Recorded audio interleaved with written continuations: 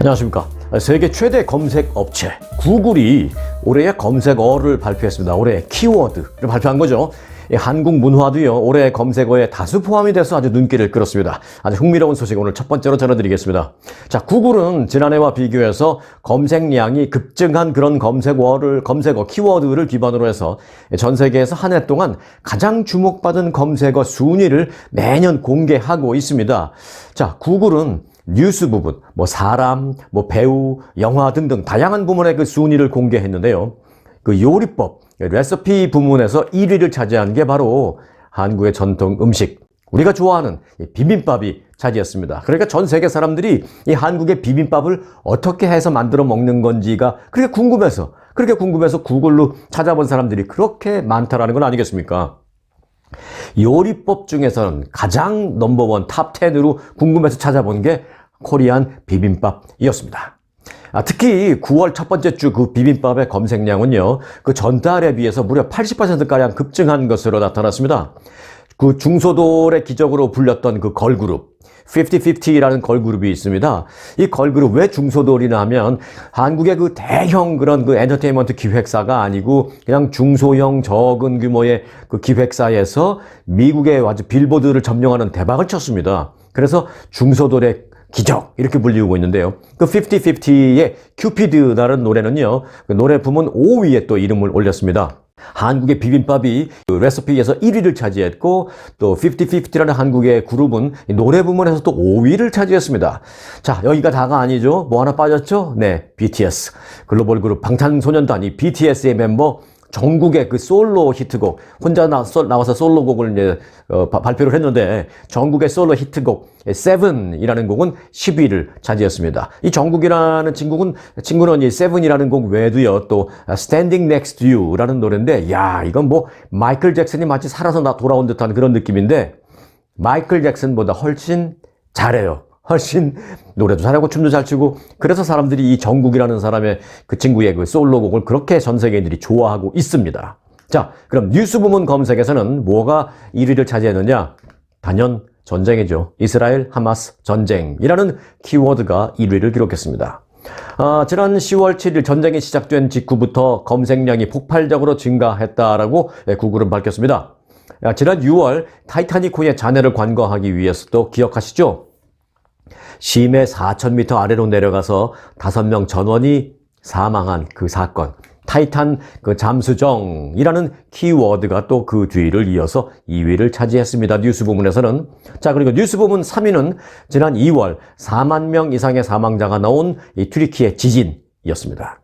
2023년 구글에서 가장 많이 검색된 사람은 다마르 햄린이라는 사람이었습니다. 이건 이제 사람 부문으로 넘어갔습니다. 자, 사람은 누가 가장 검색이 됐을까요? 네, 다마르 햄린이라는 사람이 검색량 1위를 차지했습니다. 이 사람은 이제 운동선수예요. 풋볼 선수인데 지난 1월 프로풋볼이 NFL 경기 도중 심정지로 쓰러져서 의식을 잃은 그런 풋볼 선수였습니다. 그 선수의 이름이 사람 부문에서는 가장 많은 검색량을 기록했다라는 것입니다. 역대 박스 오피스에서 역대급 흥행을 이뤄낸 영화가 있습니다. 미국에서 올해. 이 인형 아시죠? 인형, 바비 인형. 그 바비 인형을 주제로 만든 영화, 이 바비가 이번에 영화 부분 검색량 1위를 차지했습니다. 지금 사람들은 궁금한 걸 찾아볼 때요, 무조건 구글에서 검색을 하시죠? 여러분들도 마찬가지고요. 그래서 요즘은 뉴스 전해드리기가 좀 편한 점도 있습니다. 예를 들어서 제가 아시아나 항공에 대해서 얘기를 했다고 치면, 자, 그래서 보다 자세한 내용은 아시아나 항공 웹사이트에 가시면 됩니다. 라고 한마디만 그냥 전해드리면 여러분들은 그 웹사이트가 뭐지? 라고 궁금해하실 필요가 없습니다. 구글에 들어서 한국말로는 아시아나 항공 쳐도 되고요. 또 영어로 에이시아나 에어라인 치면 그 웹사이트가 다 나오니까.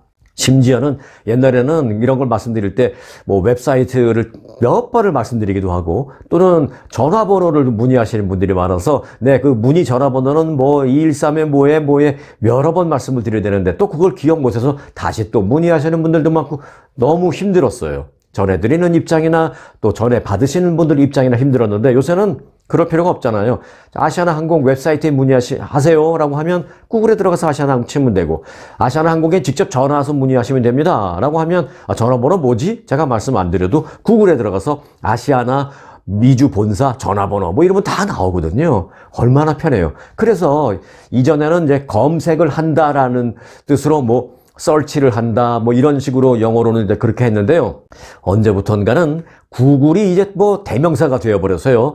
검색한다라는 의미로 말할 때 구글링 한다 라는 말을 그렇게 하고 있지 않습니까? 그래서 구글링이 검색한다라는 식의 그 동사 같은 그 대명사가 되면서 새로운 용어가 돼버린 것입니다. 그런 구글이 발표하는 올해의 검색어 순위는 한 해 동안 사람들이 가장 궁금해했던 점은 무엇인지, 또 요즘 가장 인기 있는 것은 무엇인지, 그러니까 이런 것들이 비즈니스 하시는데도 반드시 도움이 되는 거예요.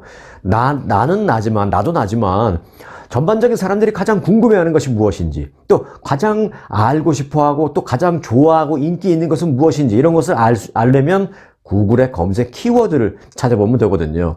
자, 요즘 그리고 사람들이 가장 관심 있어하고 가장 뭐 사고 싶어하는 것은 무엇인지, 뭐 이런 것들을 살펴볼 수 있는 굉장히 중요한 지표인 셈입니다.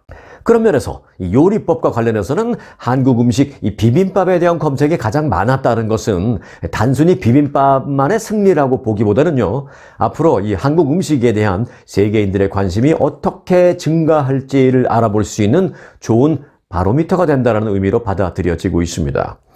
자, 그러면 비빔밥 다음에는 뭐가 될까요? 이제 구글에서는 발표하지 않았지만 그냥 제 생각에는 그렇습니다. 뭐 다 무슨 한국 음식이 1등부터 10등까지를 차지하지는 않았겠지만 한국 음식을 뭐 굳이 우리끼리 순위를 해본다면 비빔밥은 뭐 한국 음식 전 세계 음식을 통틀어서 요리법에서는 1위를 차지했지만 그 외에도 많은 사람들이 궁금해할 것을 생각해보면 뭐 이런 것도 있을 것 같아요. 뭐 김밥 같은 것도 궁금해했을 것이고, 뭐 트레이더조 냉동김밥 그때 한번 크게 빅 히트를 치지 않았습니까? 그 다음부터 또 만들어 먹어보고 싶다라는 외국인들 많으니까 김밥도 역시 관심을 끌었을 것 같고요. 그리고 또 좋아하는 게 있어요. 잡채.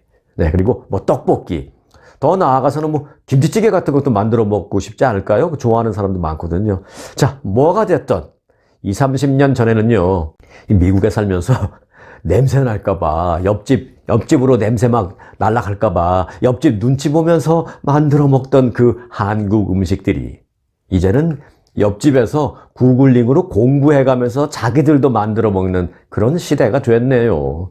그 사람들 참 그래요. 뭘 그렇게 구글링을 하고 뭐 그래. 그냥 옆집 우리한테 와서 물어보면 우리가 다 말해줄 수 있는데, 얼마든지 더 맛있는 걸 만들 수 있도록 가르쳐 줄 수 있는데 말입니다. 그렇죠? 여러분들 요리, 뭐 구글에서 찾아보는 그런 방법보다 오랫동안 20년, 30년, 40년씩 요리를 직접 하신 우리들이 훨씬 더 잘 만드실 텐데, 우리 구독자님들이 아마 더 맛있게 만드실 것 같습니다. 자, 아무튼 기분 좋은 소식부터 여러분들과 함께 공유하고 싶어서 첫 번째 소식으로 전해드렸습니다. 자, 얼마 전에도 제가 전해드린 바 있는데, 세계 최대의 패스트푸드 체인점, 이 맥도널드가 미래지향적인 컨셉으로 세운 이 투고 전문 매장 카즈믹스에 소비자들의 관심이 아주 대단합니다.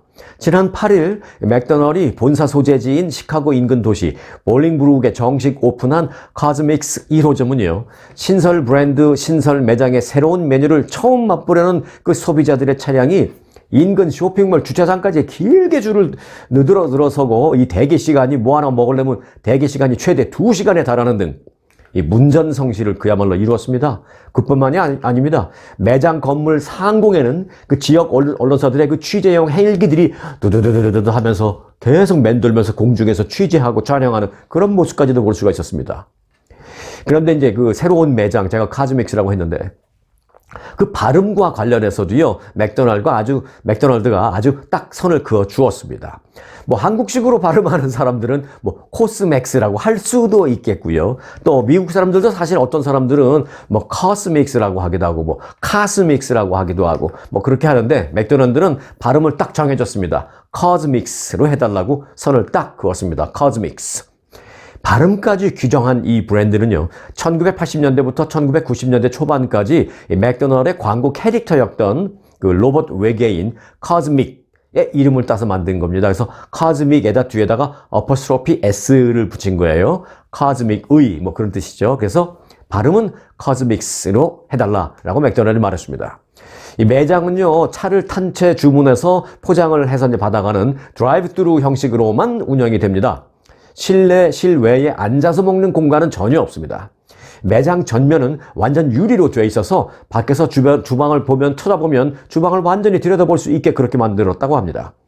시카고 트리뷴즈는 4개의 드라이브-스루 이 전용 차선에는 각각 대형 메뉴 전광판과 주문용 스피커가 갖춰져 있다라면서 메뉴도 정통 햄버거와 밀크쉐이크 대신에 최신 인기 제품인 팝핑 보바 슬러시라든지 또는 매콤한 퀘소 샌드위치 등등으로 채워져서 아주 새로운 메뉴에 많은 사람들이 환호를 올렸다라고 그렇게 전하고 있습니다. 그러면서 또 여타 다른 드라이브-스루 매장들과 다른 점은 주문 후에 음식이 준비될 때까지 주문 창구에 그대로 서서 기다려야 하는 점이다 라면서 이 픽업 창구에 음식이 나오면 전광판의 빨간불이 초록불로 바뀌어서 차를 앞으로 전진시킬 수 있다라고 설명했습니다. 이어서 그 맛에 대해서는요, 일부 메뉴는 기대에 조금 못 미쳤지만 꼭 먹어볼 것을 권하고 싶은 특별한 메뉴들도 있었다라고 요건 이제 시카고 트리뷴즈가 언론사 차원에서 그렇게 평가를 했습니다. 자, 맛이라는 것은 다 호불호가 있는 것이니까 직접 우리가 먹어보기 전까지 뭐라고 할 수 없겠습니다만은 호기심은 있네요. 관심은 가네요. 자, 가격도 저렴합니다. 가격은 싼 메뉴가 $2에서부터 비싼 메뉴는 한 $6 그 이하까지밖에 되지 않은 그런 메뉴들 위주로 만들어져 있다고 합니다. 그래서 이제 오후 시간 음료 시장을 집중 공략하기 위해서 맥도날드이 야심차게 새로운 브랜드로 내놓은 음료 전문 플러스 간식 전문 매장 카즈믹스가 주목이 되고 있는데, 맥도날드는 내년 초까지 텍사스 등의 이 카즈믹스 매장 10개를 더 열고요. 최소 1년간 시범 운영한 뒤에 그 실적을 토대로 다음 행보를 결정하겠다라고 밝혔습니다. 네, 미국 내 수많은 근로자들이 내년에도 물가 상승률을 초과하는 더 많은 연봉 인상을 기대하고 있습니다만 내년 연봉 인상률은 올해보다는 소폭 낮을 것으로 보입니다. CBS 뉴스는 고용주들이 생각하는 내년도 임금 인상률, 그것이 평균 4% 정도다라면서 올해의 4.4%보다 0.4%포인트 정도가 내년 연봉 인상 그 정도 올해보다 낮을 것 같다, 그렇게 보도를 했습니다. 또 다른 컨설팅 업체인 콘펠이라는 업체 역시 내년 평균 급여 인상률을 4%로 전망한다라고 발표를 했습니다. 한편 연간 임금 인상률은 그 업종에 따라서 달라질 수 있는데요. 한 데이터에 따르면 올해 그 엔지니어가 5% 가까이 연봉이 인상된 데 비해서 소매업과 교육업계의 인상률은 이보다는 훨씬 낮은 것으로 나타났습니다. 업종, 직업 등등에 따라서 연봉 인상률이 다 많이 좀 차이가 난다는 것이죠. 민간 부분 근로자보다도 소득이 적은 그런 경향이 있는 연방 근로자는 내년에 5.2% 인상될 것으로 예상되고 있습니다. 연방 공무원들은 그동안 조금 인상률이 민간 업체보다는 좀 낮았으니까 내년에는 조금 소급해주는 그런 느낌으로, 커버해주는 느낌으로 내년에 연방 공무원들의 임금 인상률은 한 5.2%가 될 것 같다라는 그런 예상이 나오고 있습니다. 자, 한국에서 과거에 김종필 전 국무총리를 기억하십니까? 네. 이미 돌아가셨습니다만은, 아마 기억 못 하시는 분들은 안 계시리라고 보고 있는데요. 김종필 전 국무총리의 장남, 김진 씨라고 있습니다. 올해 62세밖에 되지 않았는데요. 그가 한국에서 혼자 살다가 고독하게 별세했다라는 소식입니다.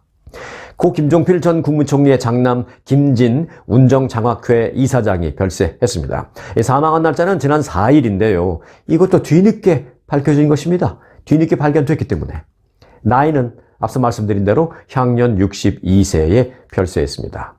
별세했다라고 하기에는 너무 좀 이른 나이여서, 너무 안타까운 그런 나이여서 정말 안타까운 그런 마음을 거둘 수가 없습니다. 자, 김진 이사장은 최근까지 홀로 지내다가 지난 4일 자택에서 숨진 뒤에 뒤늦게 발견됐습니다. 경찰 관계자는 유족이 미국에 모두 있어서 장례 일정도 미루어졌다라고 말했습니다. 자, 운정장학회 이사장이라고 말씀드렸는데 그 운정장학회라는 것은요, 지난 1991년 김종필 전 총리가 돌아가시기 전에 그 미래 인재 양성을 목적으로 10억여 원을 출자해서 설립한 곳입니다. 장남인 김진 이사장이 2011년부터 이 운정장학회 이사장을 맡아왔었습니다. 김진 이사장은 미국 유타 주립대학에서 공부를 했는데 그 공부하면서 그 유학 중에 만난 여성, 과테말라 출신의 리디아 마로킨이라는 여성과 결혼을 했죠. 그래서 마로킨 여사가 지금 유족입니다. 그래서 이제 공식적으로 나온 유족으로는 배우자인 마로킨 여사, 그리고 아들 인영 지영 씨, 그리고 딸 미영 씨가 있는 것으로 알려졌습니다. 하지만 무슨 이유에선지 김진 이사장의 가족들은 모두 이곳 미국에 사시는데 본인만 혼자 한국에서 그렇게 혼자 사시다가 고독하게 별세하고 말았다라는 소식 전해드립니다. 최근 캘리포니아주 전역 타겟이 있죠. 타겟 매장. 캘리포니아주 전역에 있는 그 타겟 매장, 한 50개 이상 되는 그 타겟 매장에서 기프트카드 스캠 사기가 발생했습니다. 그 스캠 사기를 벌인 중국계 남성 용의자가 또 체포됐다라는 그나마 좀 다행인 소식입니다. 자, 근데 이 내용을 잘 들어보셔야 됩니다. 자, 경찰 당국은요, 주민들에게 그 기프트카드 스캠 사기를 피하기 위해서 각별한 주의를 당부했습니다. 특히 타겟에서의 주의를 더더욱이 당부했습니다. 사크라멘토 카운티의 셰리프국은 최근 그 나쁜 엘프 작전이라고 해야 되나요? 이 오퍼레이션 배드 엘프라는 작전을 벌여서 기프트카드 스캠 사기를 벌이던 용의자 한 명을 체포했습니다. 경찰은 사크라멘토 일부 타겟 매장에서 함정 수사를, 함정 수사가 아니죠. 몰래 숨어서 하는, 잠복 수사를 벌이다가 지난주 한 남성이 기프트카드 섹션에서 아주 수상한 행동을 하는 모습을 적발했습니다. 이 남성은 기프트카드, 이게 타겟 매장이나 이런 마켓 같은 데 가면 요만한 기프트카드, 그게 이제 쫙 걸려 있잖아요. 그 걸려 있는 기프트카드를 몰래 싹 빼내서 어디론가 슬쩍 간 뒤에 어떤 매우 수상한 행동을 한참 한 뒤에 다시 그 기프트카드를 원래의 자리에 갖다 놓는, 또 그리고 다른 걸 갖고 와서 또 그런 식으로 좀 수상한 행동을 한 다음에 다시 또 갖다 놓는, 이러한 행동을 수차례 계속 반복했습니다. 경찰은 그를 뒤따라가서 그가 타려고 하는 차량 안에서 멈춰 세운 뒤에 그의 차를 수색했습니다. 그러자 그의 차량 안에서는요, 무려 5,000장 이상의 타겟 기프트카드, 애플 기프트카드 등등이 발견됐습니다. 무더기로 쏟아져 나온 것입니다. 이 용의자는 중국계 남성 닝닝선이라는 사람으로 확인됐습니다. 만일 고객들이 용의자가 그 사람이 그 심어놓은 가짜 기프트 카드를 구매하게 되면, 모르고 이제 그 사람이 그렇게 수상한 행동을 하고 다시 갖다 놨잖아요. 근데 그거를 이제 일반인들이 모르고 이제 그걸 탁 짚고 이제 살려고 그걸 들고 이제 캐시 레지스터로 가죠. 그리고 나 이거 100불짜리 만들어줘, 200불짜리로 만들어줘 하면서 해당되는 돈을 내죠. 그러면 띡띡띡 하면 이제 어떻게 만들어 주잖아요. 그런데 이제 만일 일반 사람들이 그 사람이 심어놓은 가짜 기프트 카드를 구매하게 되면 고객들이 100불이든 200불이든 만들어 달라고 지불한 돈은 고객들이 구매한 그 기프트 카드에 들어가는 게 아니라 그 남자가, 그 용의자가 훔쳐간 그 카드로 들어가게 된다고 합니다. 뭘 어떻게 거기다 심어놨는지. 그런데 이는 경찰이 밝히기를 신종수법이라고 합니다. 새로운 그 범죄 수법으로 이 기프트카드 판매 매장 내에 기프트카드 포장을 살짝 뜯고 이 가려진 바코드 부분을 긁어낸 뒤에, 가려진 바코드 부분을 긁어내면 바코드가 보이거든요. 그 바코드를 사진을 탁 찍어서 기프트 관련 정보를 담은 후에 자기 사진에 담습니다. 전화기에 담고 그 기프트 카드를 다시 살짝 포장해 놓고 올려놓고 사기범들은 이제 자리를 뜹니다. 그리고 이후에 기프트 카드 정보를 확인하는 사이트가 있는데 그 사이트에 수시로 들어가서 계속 관련 정보를 체크합니다. 그런데 어느 날 누군가가 자기가 심어놓은 그 카드를 누군가가 사게 되면 이제 100불, 200불, 그게 기록이 되겠죠. 그 체크를, 그 범인을 하고 있는 도중에 누군가가 그 기프트 카드를 구입해서 카드에 돈이 입금이 된다라는 게 되면, 띵링 올라오면 사기범들은 그 카드를 바로 자기 쪽으로 그 자리에서 돌려서 자기 카드로 옮겨서 자기가 써버리는 방식입니다. 그러니까 200불이든 300불이든 200~300불 내고, 나 이거 300불짜리 기프트 카드 만들어 달라고 해서 매장에서 돈을 내고 갖고 와서 자기가 집에 와서 쓰려고 들어가 보면 갑자기 제로, 밸런스 제로가 되어 있는 겁니다. 그런데요, 사실 저도 개인적으로 이런 피해를 당한 적이 있었습니다. 몇 년 전에. 밸런스가 제로가 되는 그 상황을 내가 그 피해를 당하면 그나마 낫습니다. 어떻게든지 제가 그때 전화 걸고 해서 이제 해결을 했는데, 내가 그 피해를 당하면 오히려 좀 낫습니다. 문제는 요즘 연말이잖아요. 이 기프트 카드를 이거 300불짜리 딱 만들었으니까 내가 평소에 선물해주고 싶던 사람한테 선물해줘야지 해서 크리스마스 카드와 함께 200불짜리, 300불짜리 그 기프트 카드를 같이 그 안에 넣어서 다 보내줍니다. 그럼 이제 받는 사람도 기분 좋죠. 뭘 300불씩이나 넣었어요. 너무 무리해서 하셨습니다. 부담됩니다. 여하튼 감사히 잘 쓰겠습니다. 하고 그걸 가져간 다음에 이 사람이 이제 어느 식당 가서 맛있게 먹고 한 200불 어치 결제하려고 딱 냈는데 제로. 밸런스가 없다고 계속 리젝트가 나오는 겁니다. 이러면 그 카드를 선물로 받았던 그 사람은 나한테 이 카드를 선물 준 사람한테 이거 말도 못하고 아주 서로 괴로운 상황이 발생합니다. 그래서 이 기프트 카드 선물로 줄 때 굉장히 조심하셔야 됩니다. 믿을 수 있는 그런 걸로 하셔야 됩니다. 자, 이 사기범들은 그 카드를 그렇게 해서 빼내는데 용의자가 그 몰래 바꿔 넣은 그 스캠 기프트 카드는 지금 현재 캘리포니아주 전역 12개 카운티에 위치한 54개의 타겟 매장에 어떤 것이 잘못 스캠이 된 건지 어떤 것이 멀쩡한 건지 알 수 없는 상태로 54개의 타겟 매장에 지금 배치되어 있는 것으로 알려졌습니다. 잘못 고르면 그런 걸 고르는 거죠. 자, 타겟에서 기프트 카드 당분간은 사지 마시기 바라겠습니다. 네, 각종 이슈를 몰고 다니는 사람, 일론 머스크, 테슬라 CEO. 머스크 테슬라 CEO가 여전히 지금 세계 최고 부자 1위 자리를 지키고 있는 것으로 드러났습니다. 블룸버그 통신에 따르면 일론 머스크의 순 자산은 지금 2,260억 달러로 세계 부자 1위를 지키고 있습니다. 머스크가 테슬라 지분 23%가량을 보유하고 있는데 올해 초에 그 떨어졌던 테슬라 주가가 반등하기 시작하면서 머스크의 재산도 덩달아서 늘어난 것입니다. 세계 최고의 부자 1위는 현재 일론 머스크고요. 그러면 2위는 누구냐? 2위는 지금 현재 순 자산이 약 한 2천억 달러 정도로 평가되고 있는 프랑스의 명품 그룹 루이비통 모에 헤네시의 베르나르 아르노 회장이 차지했습니다. 이 아르노 회장은 올 초에 자산 규모가 머스크를 앞지르기도 했었습니다만 최근 그 명품 산업이 둔화하면서 루이비통의 주가가 떨어져서 지금 1위 자리를 다시 일론 머스크에게 내주게 됐습니다. 자, 그럼 3위는 누구냐? 여러분들 뭐 대충 맞히실 수 있을 겁니다. 3위는 아마존 창업자 제프 베이조스, 그리고 4위는 빌 게이츠, 마이크로소프트 창업자가 그 뒤를 이었습니다. 네, 그러나 마음 많은 우리들이 더 부자죠. 네, 마음 부자 1위는 바로 여러분입니다. 네, 제가 2등 할게요. 자, 미국은 겨울 시즌이죠, 지금. 뭐, 미국 전역은 다 지금 겨울 시즌입니다. 얼마나 춥냐, 좀 덜 춥냐의 문제 얘기를 합니다만은. 하지만, 브라질은요, 지금 이 시즌이 벼락 시즌이라고 합니다. 벼락 시즌. 브라질은 이 시즌에 벼락이 너무 치는 소위 벼락 시즌을 맞고 있다고 하는데 브라질에서 한 아마추어 축구 선수가 경기 도중에 이 벼락에 맞아서 사망하는 일이 발생했습니다. 그런데 뭐 이런 일이 없던 일이 갑자기 발생한 게 아니라 브라질에 이 벼락으로 인해서 사망하는 사람이 알아보니까 꽤 많더라고요. 자, 브라질 언론에 따르면 브라질 남부 파라나주에서 그 아마추어 리그 축구 시합 중 이 경기장에 벼락이 떨어졌습니다. 얼마 전. 그런데 곧바로 이 순식간에 5명의 선수들이 현장에서 동시에 쓰러졌고요. 이 가운데 21살의 남성 1명은 상태가 심각해서 병원으로 옮겼었습니다만 결국은 숨졌습니다. 그리고 이제 다른 4명도 며칠째 지금 퇴원하지 못하고 치료를 받고 있는 그런 상태입니다. 미국은 말씀드렸다시피 이제 겨울철인 이 시기에 브라질 곳곳에서는 폭우와 낙뢰 피해가 적지 않게 지금 보고되고 있는 그런 시즌입니다. 브라질 국립대기연구소에 따르면요, 지난해 1월과 2월 그 2달에만 브라질에서는 무려 1,700만 번의 벼락이 관측되었습니다. 지난 2014년에는 이런 일도 있었습니다. 그때도 1월이었습니다. 그 리우데자네이루의 그 명물 잘 아시죠? 굉장히 높은 산 꼭대기에 있는 굉장히 거대하고 높은 상, 예수상. 그 브라질의 명물 리우데자네이루의 그 어찌 보면 랜드마크 명물인 거대 예수상에 벼락이 떨어지는 바람에 거대 예수상의 그 손가락 2개와 머리 부분이 손상되기도 했습니다. 이후 복원 작업이 있었는데 6개월 동안이나 이 복원 작업이 이루어지기도 했었습니다.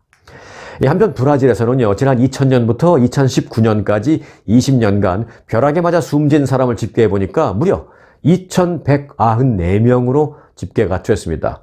따져보면 1년에 평균 100명 이상이 브라질에서는 벼락에 맞아 숨지는 셈이다라는 것을 알 수 있게 되는 대목입니다. 네, 아시아나 항공이 안전 운항을 목적으로 한국 시간으로 12일부터 오는 21일까지 열흘간 이 국내선 항공기에 탑승하는 승객들의 몸무게를 측정합니다. 이 말씀을 드리니까 몸무게 무슨 나 창피하게 무슨 몸무게를 비행기 타려고 그러는데 몸무게를 재 라고 싫어하실 수도 있는데 네, 뭐 싫어하실 수도 있을 겁니다. 그런데 뭐 굉장히 민감하게 너무 받아들이실 필요는 없고요. 몸무게를 측정을 하는데 이게 사람들이 다 보는 앞에서 몸무게가 나오는 것도 아니고 이제 자동 입력이 되는 거예요. 왜? 이 비행기에 타는 사람들의 총 몸무게가 얼마나 되느냐 이런 걸 측정하려고 합니다. 자, 이는 한국의 국토교통부 고시에 따른 승객 표준 중량 측정이라는 것인데요. 김포공항 국내선 청사 출발, 그러니까 국제선은 아닙니다. 김포공항 국내선 청사 출발 게이트에서 실시됩니다. 김포공항에서 아시아나항공 국내선에 탑승하려는 승객들은 기내에 들고 타는 짐과 함께 측정대에 올라가서 몸무게를 재면 됩니다. 그러니까 좀 마음 편하죠? 뭐 몸무게가 생각보다 많이 나왔다 하더라도 아유, 내가 이 가방이 좀 무거운 걸 들어서 그리고 내려가시면 돼요. 네. 그런데요, 또 더 좋은 것도 있습니다. 만일 측정을 원하지 않으시면 거부할 수도 있습니다. 또 이제 측정 자료는 익명이 보장됩니다. 아시아나항공은 승객들의 평균 중량을 산출하기 위한 것으로 해당되는 목적 외에는 쓰이지 않고 있다라고 설명했습니다. 승객 표준 중량 측정은 국토부 항공기 중량 및 평형 관리 기준에 따라서 최소 5년마다 한 번씩 이루어집니다. 용도는 이렇습니다. 이 측정된 자료는 항공기의 무게를 배분해서 항공기 자세를 유지하고 또 운항 안전성을 높이는 데에 사용된다고 합니다. 또 아울러서 항공사 입장에서는 필요 이상의 연료를 싣지 않아도 되는 어느 정도의 기준점을 알 수 있게 돼서 운영의 효율성을 높일 수 있다고 합니다.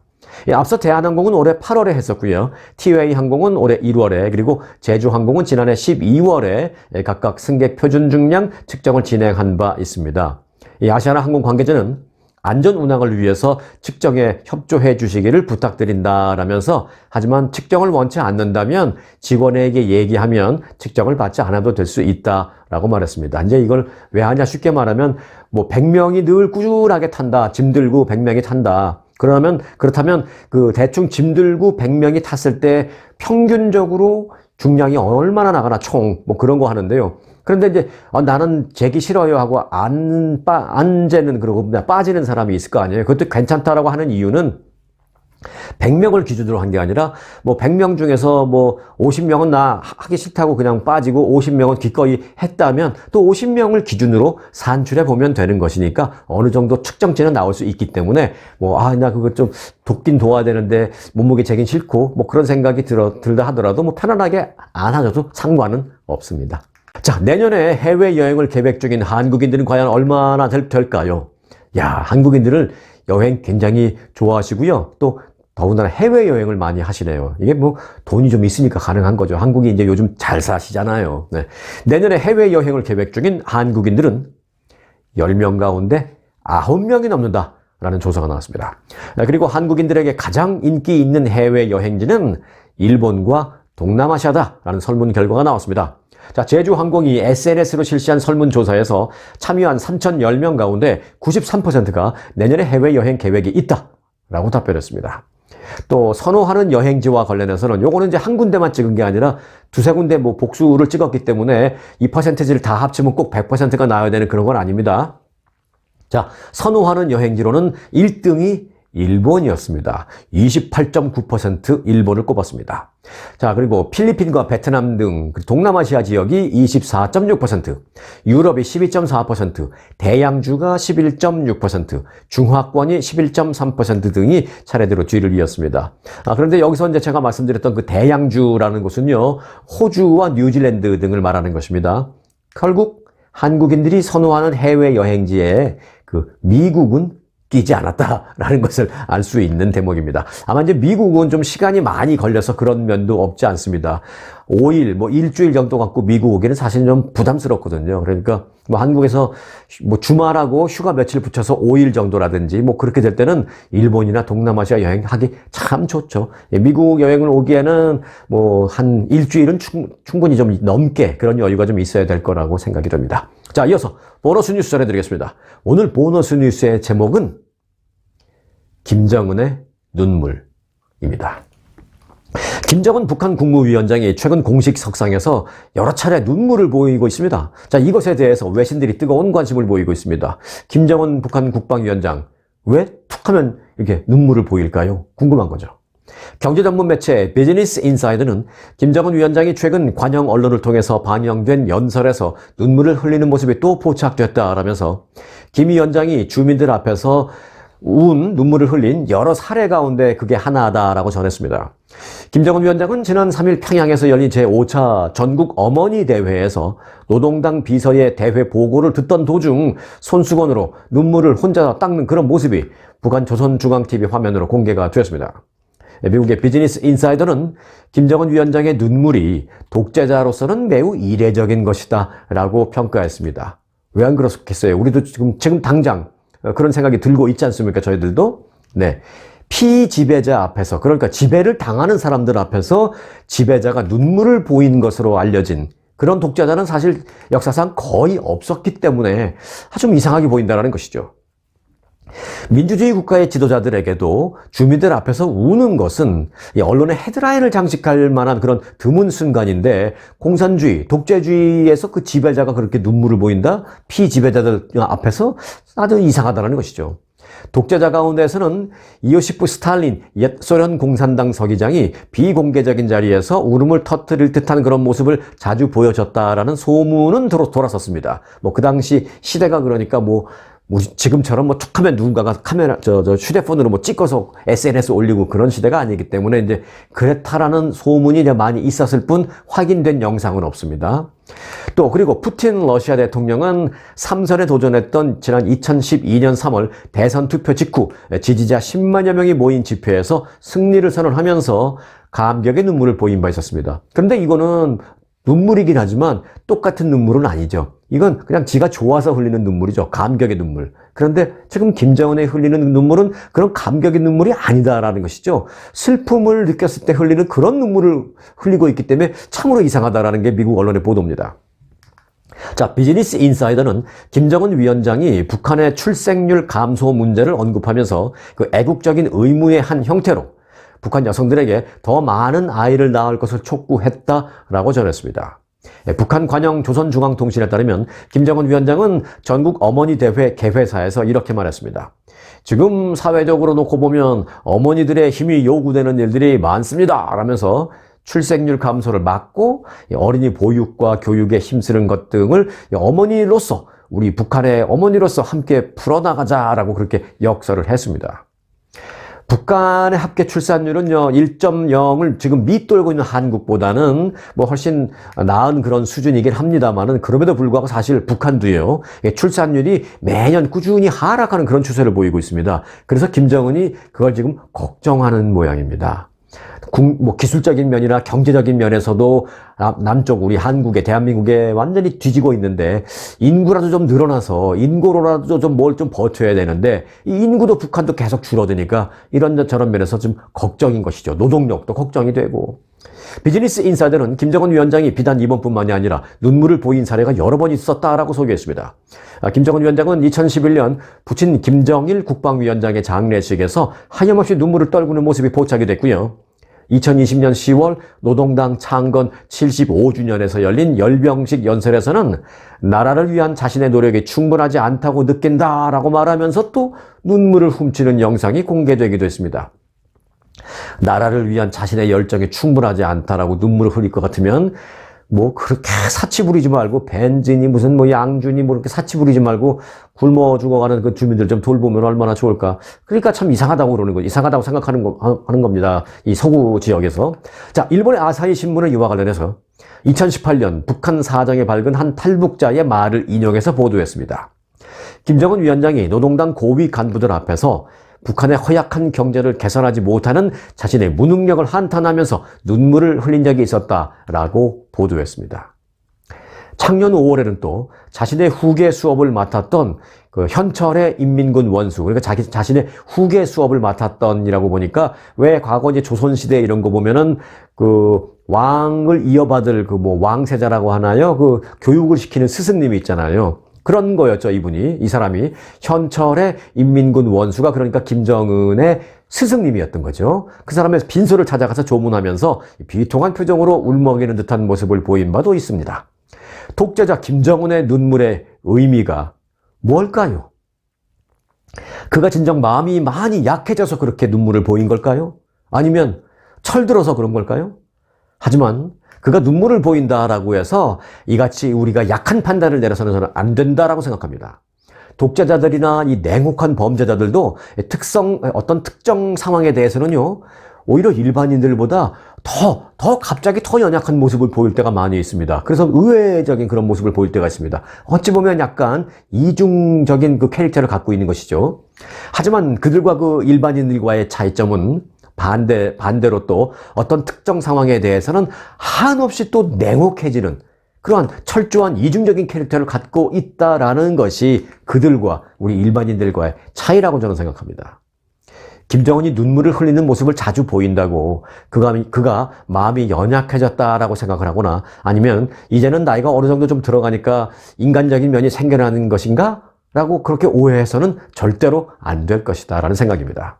앞서 말씀드린 그런 이중적인 면도 우리가 조심을 해야 되겠고요. 또 북한의 특성상 철저하게 연출된, 계획된, 기획된, 의도된 그런 행위일 수도 있다라는 점도 우리는 인식해야 되겠다라고 생각을 하고 있습니다. 자, 김정은의 알 수 없는 눈물을 전해드리면서 오늘 영상은 여기까지 전해드려야 할 것 같습니다. 오늘도 감사하고요. 자, 스토리 가이드 뉴스 송혜코의 스토리 뉴스 마칩니다.